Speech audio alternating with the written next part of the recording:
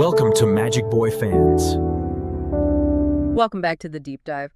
Usually we're wading through, piles of research. But today, it's different. We're diving deep into history as, well, almost myth. We're focusing on just one single source. Just one. Yeah, a really evocative one, though. Exactly. It's a poetic document we're calling the Ballad of the Lost Bronze Palace. And our mission today is to treat this ballad less like pure poetry and more like a kind of historical echo. A spiritual guide, maybe. We're trying to pull out the clues, right? Mm-hmm. The ambition behind it, the spiritual drive, and this central mystery. Who actually built this thing? And why did they vanish? That's the kicker. Why build something so monumental and then just disappear, leaving only the song behind? It really hooks you. It does. And the ballad immediately puts us somewhere real, or at least once real. Stanza 1 mentions Anuradh. Right, Anuradh. That's not just a made-up name. It was a major ancient capital. Power, religion, it was all there. But the poem describes it now as silent. Just May broken the stones, blessings of the jungle, triple gem absence, be really. with this Yeah, sacred and that endeavor. contrast is key. By setting it in a real named place that's now ruined, the legend ties itself to actual history, even as the palace itself feels like pure legend. It insists on being grounded somehow. Yeah, exactly. And the poem doesn't waste time, just lamenting the ruins. Stanza 2 throws the big questions right at you. Who built these pillars wide and grand? Right. And then, the crucial part, why did they vanish, leaving not a name? It frames the whole thing May the as more than just blessings of the history, doesn't triple it? It's like an gem existential be question. with this Totally. sacred Can something endeavor. be truly great, truly lasting, if nobody remembers who made it? It's a fascinating premise for exploring memory itself. Okay, let's get into the vision described in the ballad, because this wasn't just any building. It sounds like it had to be enormous to generate this kind of legend. Oh, definitely. And the origin story given is explicitly sacred, not a king deciding he wants a new palace for himself. No, it comes from outside, from a specific figure. Stanza 3 points to a monk, calls him the saintly son of Dharmashand. And critically, it says he came from India. And that detail feels loaded, right? India being the birthplace of the Dhamma, of Buddhism. Absolutely. It gives the whole project this immediate spiritual legitimacy, saying he arrived riding beams of morning gold. Yeah. Well, that's not your average visitor. No, it suggests a divine mandate.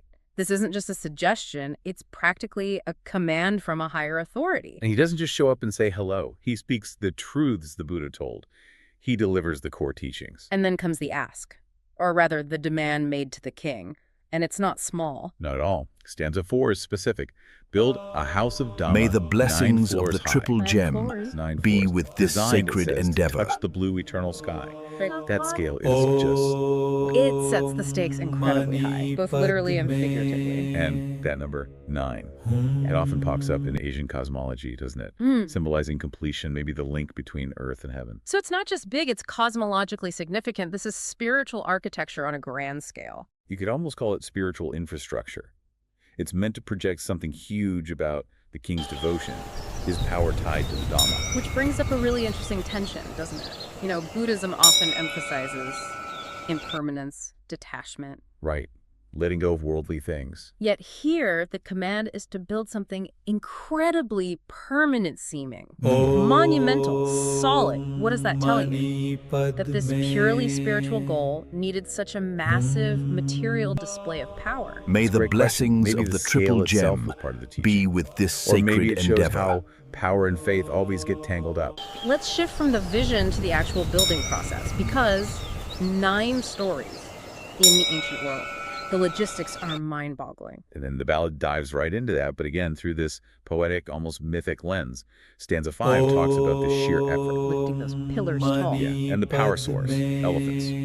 Which makes sense, that's your ancient heavy lifter. But the description, May the it's intense. It blessings says their of the tusks triple were gem bound with ropes be of with bone. this Ropes of sacred bone. endeavor. Yeah. What do you make of that? Well, is it just poetry? Or is it hinting at something else, like some ritual element? Sacrificial, almost. It's hard to say for sure. It could just be hyperbole. That struck the incredible strength needed. Yeah. Strength beyond normal ropes. Strength tied to life itself, maybe. Possibly. It definitely elevates the labor beyond just construction.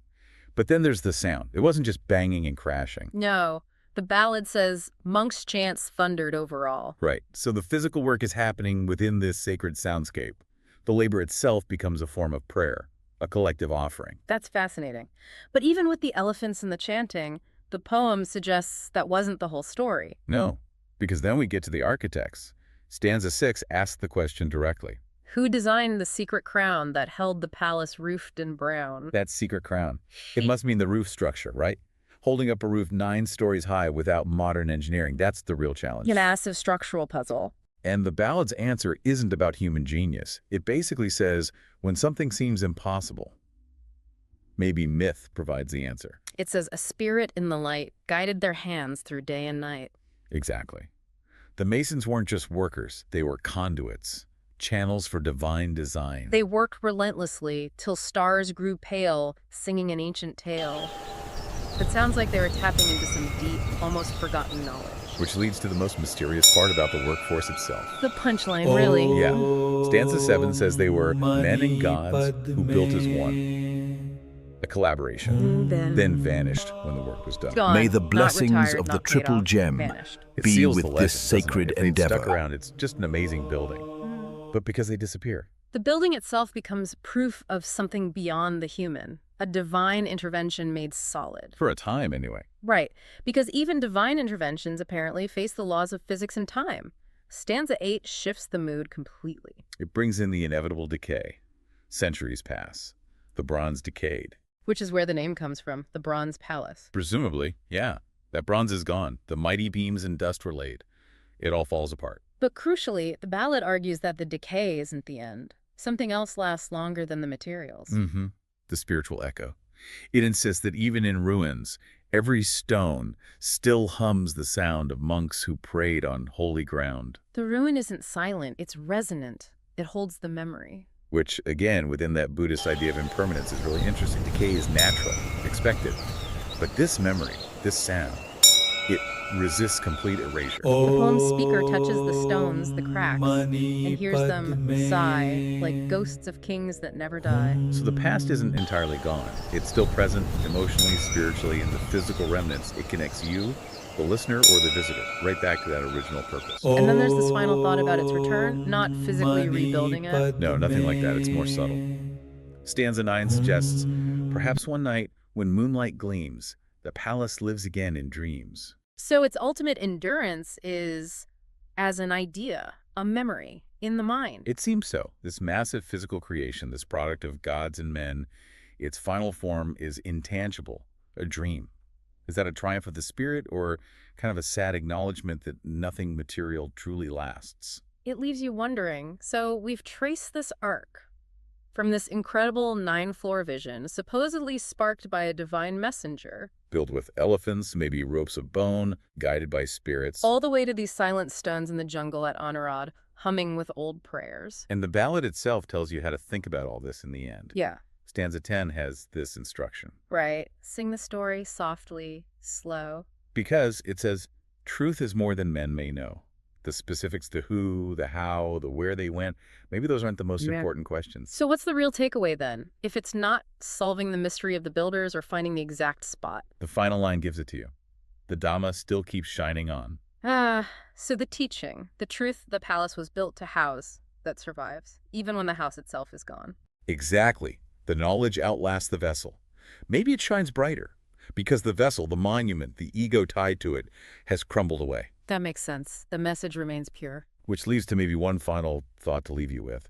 If this greatest accomplishment needed both divine inspiration and human effort, and then the builders vanished and the structure turned to dust, May does the that make blessings core of the truth, triple Dhamma, gem stronger? be with Is this its power sacred somehow endeavor. magnified precisely because it's detached now from any specific creator or physical form?